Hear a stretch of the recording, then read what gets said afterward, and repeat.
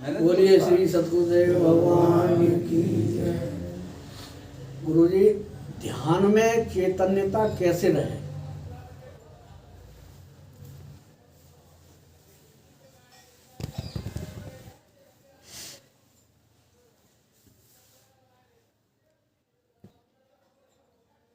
ध्यान में जैसे जड़ता रहती है वैसे ही चैतन्यता को रखिए। अब प्रश्न करो कि जड़ता कैसे रहती है, तो तुम्हारे ध्यान में ही तो तुम्हारा परिवार है, संसार पूरा तुम्हारे ध्यान में ही तो जितनी भी बाहर की संपदा है वो ध्यान में ही तो है। तुम्हारे ध्यान में तुम्हारे द्वारा इंद्रियों के द्वारा जो कुछ भी अनुभव ग्रहण किया जाता है वो सब रहता है कि नहीं रहता ध्यान में? रहता। तो जैसे जड़ता रहती है ध्यान में, ऐसे ही ध्यान में चैतन्यता का अभ्यास करो। जड़ता को त्याग करके फिर तुम्हें जो शून्यता लगती है वो भी जड़ता है। जड़ता को त्यागते जाइए अब, तो शून्य में चला जाएगा। अब वो जो शून्य दिखता है तुम्हें, शून्य का मतलब अंधेरा, जागृत और सुषुप्न का अभाव, प्रातिभाषिक सत्ता व्यवहारिक सत्ता का अभाव। और ये जो अभाव दिखता है आपको, इसका नाम क्या है? शून्यता। और इस शून्यता को तुम ध्यान में देख रहे हो तब भी जड़ता ही देख रहे हो। इतने गहरे में है जड़ता। ठीक। अब ये जड़ता की तरफ ध्यान न रहे। ध्यान की परिभाषा ही यही है, ध्याता भी जड़ है। ध्यान करने वाला कौन है? जड़। जड़ है। ध्येय भी तुम्हारा जड़ है। तुम किसी न किसी जो है विषय को वस्तु बनाकर ही ध्यान करते हो कि नहीं? हाँ। तो तुम्हारा ध्येय भी जड़ है। ध्याता तुम ध्यान करने वाले भी जड़ हो, और ध्यान की जो प्रक्रिया संपन्न हुई वो भी जड़ है। इस जड़ता के त्याग का नाम है चैतन्यता का ग्रहण करना। तो जो त्यागेगा वो भी जड़ हो जाएगा। अरे भाई, जैसे तुम जो है ध्याता कैसे बने हो? ध्यान किस उपाधि से है? ध्येय किस उपाधि से है? ये जो तुमने तर्क दिया है वो तुम्हारा तर्क संगत नहीं है, क्योंकि तुम बात को सुन नहीं रहे हो। हम जो कह रहे हैं, ध्याता, ध्यान, ध्येय, तीनों का त्याग। अब जब तुमने तीनों का त्याग कर दिया है ना, तो तुम कह रहे हो कि वो त्याग करने वाला भी तो जड़ है। कैसे हो जाएगा? जिसने त्याग किया है वो इन सबको अपने में आरोपित किए हुए था, तो वो जड़ कैसे हो जाएगा?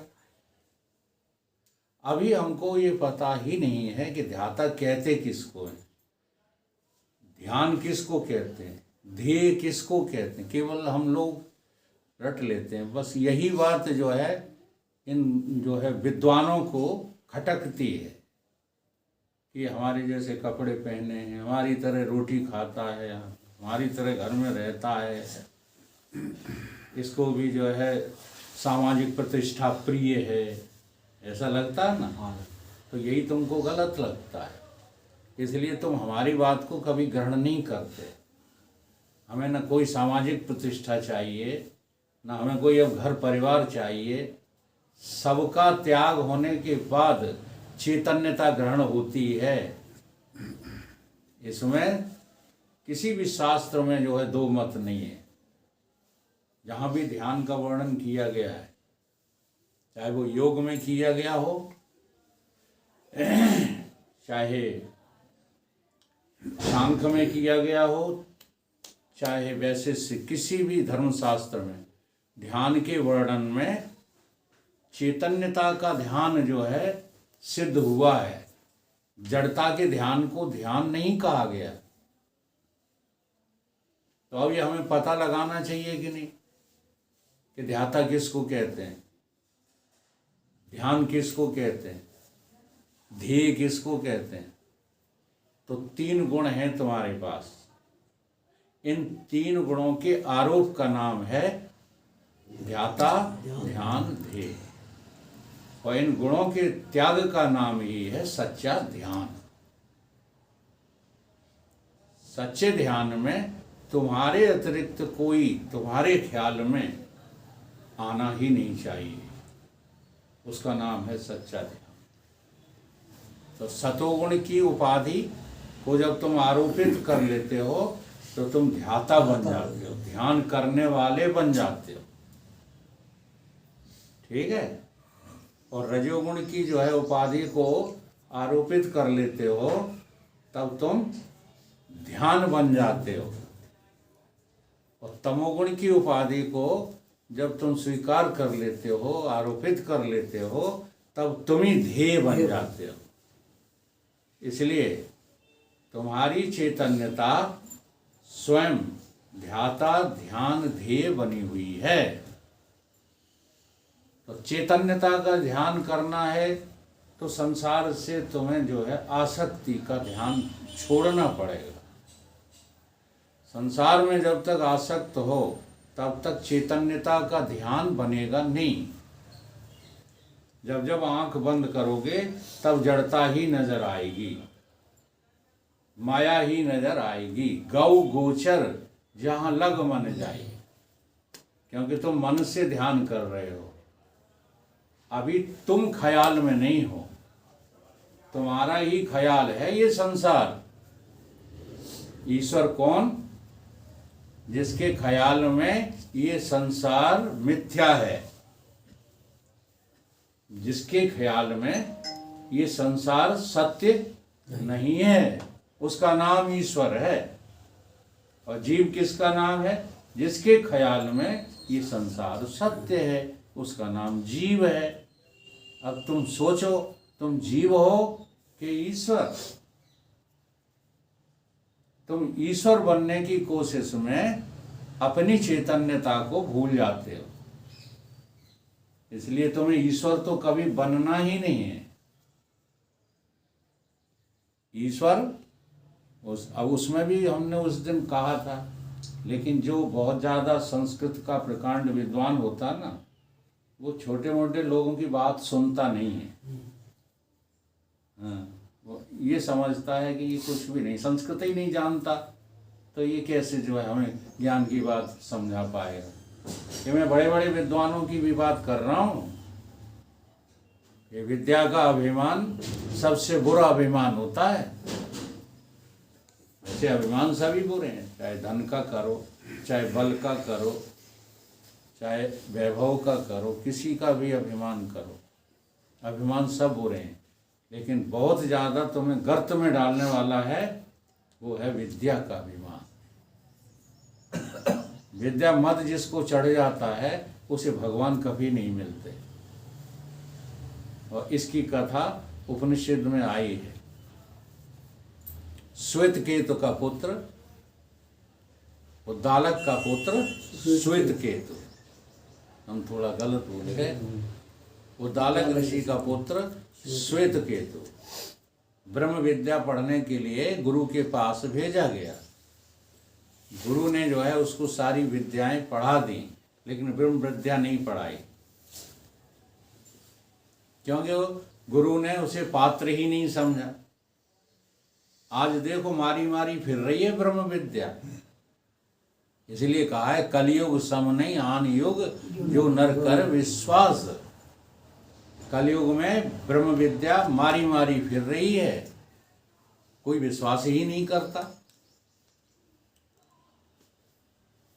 भगवान ने द्वापर में ये बात कही थी, तब भी उनको यही दशा दिख रही होगी, तब उन्होंने 1000 शब्द इस्तेमाल किया था लेकिन आज आप 1000 शब्द इस्तेमाल ना करो, लाख भी ना करो, करोड़ भी ना करो, अरबों में कोई एक ऐसे बोला करो।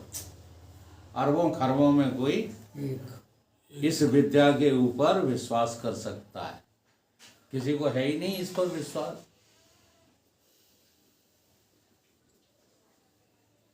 साधारण भाषा में बोलने लगे जो है विद्वान, तुमको तुम्हारा मन खुश करने के लिए, वो आए ही नहीं, आज नहीं। उनसे पूछते कि इस दोहे का अर्थ बताओ। ऐसी वाणी बोलिए मन का आप जो मन का आपा खोए। क्या अर्थ है इसका? जहाँ मन मर जाए। बंद करो। अब देखो लोग बाग इसका अर्थ क्या करते हैं? ऐसी वाणी बोलिए जो मन प्रसन्न हो जाए। सारे विद्वान यही अर्थ किए बैठे हैं दिल में, इसलिए वो भाषण पिलाते हैं, वो उपदेश करते हैं जिससे सामने वाला श्रोता खुश हो जाए।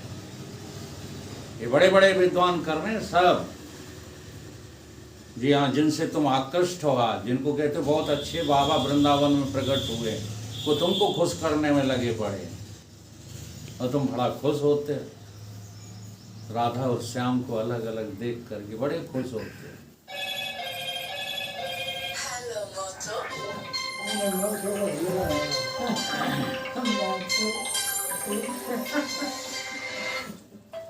जब ये कहा जाता है जो राधा है वही श्याम है, जो श्याम है वही राधा है, इसका क्या अभिप्राय है? जब राधा और श्याम को तुम एक कर सकते हो तो शिवो हम बोलने में तुम्हें डर क्यों लगता है? ये नहीं लगना चाहिए। मतलब अभिप्राय ये है कि तुम कहते भर होगे राधा और श्याम एक है। एक हैं, तुम्हें पता वता कुछ नहीं है। बोलो सच्ची बात है कि नहीं?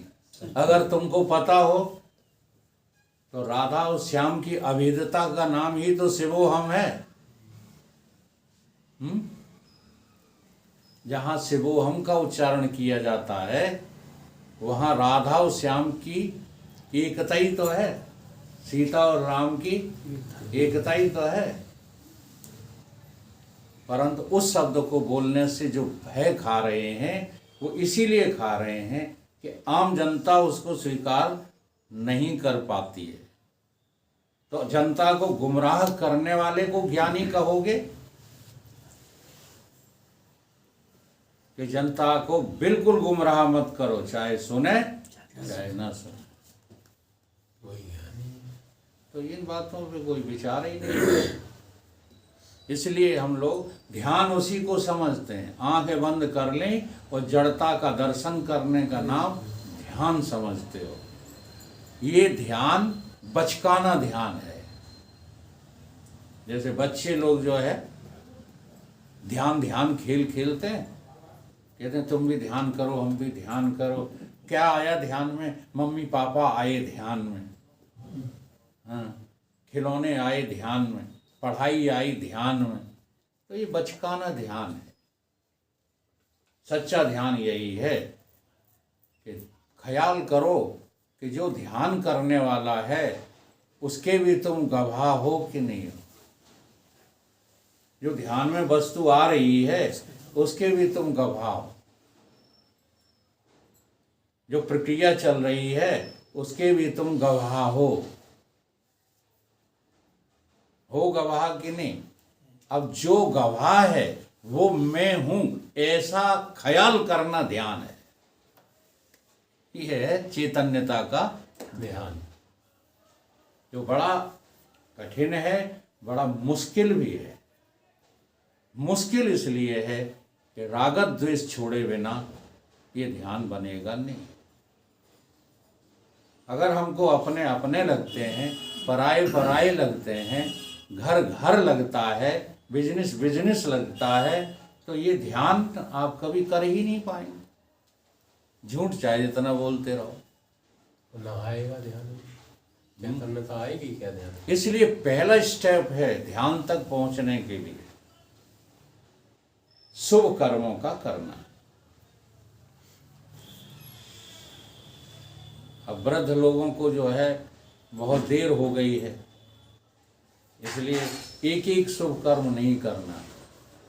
अब तो वेदांत की परिभाषा का पालन करो, जो परमात्मा की ओर तुम्हें खींच के ले जाए वो कर्म शुभ कर्म है, और जो परमात्मा की ओर नहीं खींचता, तुम अहंकृत होकर करते हो, वो सब दुष्कर्म है। तो शुभ कर्म करने लग जाओ अहंकार में परिपूर्ण हो करके। अब बोलो ये अहंकार नहीं है तो क्या है? तुम व्याकरण नहीं पढ़े, व्याकरण का तुमने अध्ययन नहीं किया। कब कर लिया तुमने अध्ययन? सारी जिंदगी तुमने पुलिस की नौकरी की, कब व्याकरण पढ़ लिया? वो ईमानदार बनो ना। अगर हमने व्याकरण, हम कहते हैं देखो हमने संस्कृत नहीं पढ़ी, हम संस्कृत नहीं बोल पाएंगे, तुम हमें विद्वान समझो चाहे ना समझो। अब जो व्याकरण नहीं पढ़ा है वो कविता कैसे बना लेगा? वही तो कह रहे हैं। बना ही नहीं पाएगा। तो तुम समाज के सामने अपनी जो है हास्यास्पद स्थिति बनाते रहते हो, कवि बन करके, हाँ कहीं कुछ बन करके, कहीं कुछ बन करके। इससे कुछ हासिल होने वाला थोड़े। 10 लोग तुम्हारी वाह वाह करते हैं तो भगवान मिल जाएंगे। परसों हमने टोका था उन्हें, हमारी मात्राओं की कमी है। हाँ वही तो बात चल रही है। तो ये सब कुछ जो है अभिमान से होता है। देह के अभिमानी मिलते हैं। जब देह अभिमानी हो जाता है ना कोई व्यक्ति, तो फिर वो जहां भी बात करेगा देह को मैं करके करेगा। अब चाहे जितनी ऊंची बात करो, तुम देह ही निकलो। ऐसे मन का जो अभिमानी हो जाता है वो हमेशा ध्यान की चर्चा करेगा। एक बार एक साधु ने कहा ये पुरुष जी से कि मैं तो स्वामी जी 3-3 घंटे का ध्यान लगा लेता। तो स्वामी जी ने कहा हमसे तो नहीं लगता 2 मिनट का भी। फिर बगल में ही जो है लेटे थे स्वामी जी, बगल वाले कमरे में। और देव योग से कमरे के बीच में वो था जंगला। बड़े औठ भाई रहे वो पुरुष से। तो उसने ध्यान का टाइम बताया था, इतने बजे से इतने बजे तक हम ध्यान करते हैं। तो उतने ही बजे वो जंगला पे चढ़ गए, स्टूल रखा और ऊपर चढ़ गए और कान लगा के आंख लगा के देखने सुनने लगे। तो सो रहा था कहीं, उसके घर्राटे बज रहे थे। ये ध्यान होता है। ऐसे ही हमारे यहाँ एक चौहान साहब आते थे, सत्यवान सिंह चौहान। उनके भी यहाँ ध्यान की क्लासेस लगती हैं। संप्रदाय का नाम है सहज मार्ग। जी हाँ। तो एक सज्जन, हम नाम नहीं लेंगे उनका, वो गए, उन्होंने कहा मुझे जबरदस्ती ले जाया गया, तो मैं भी चला गया। तो मैं वहाँ पहुँचा, ध्यान पे बैठे, तो हमारा तो कि ध्यान फ्यान जो है, हाँ, तो बार बार आंखें मूंदें, बार बार आंखें खोलें। फिर हम खोले ही रहे, हमने कि ये लोग सब मूंदें तो मूंदे राम दे। तो 5-10 मिनट बाद सबकी गुड़की बज रही थी। जी हाँ, सबके सब सो रहे थे। फिर उसने एक चौल की बात और की कि मेरा मन हुआ, सबके मोबाइल वहाँ रखे थे, मेरा मन हुआ कि सबके मोबाइल चुरा के ले जाऊँ, अच्छी का आमदनी हो जाएगी, पोल खुल जाएगी फिर इनकी। तो ये ध्यान व्यान नहीं होता, इसको ध्यान थोड़ी कहते हैं।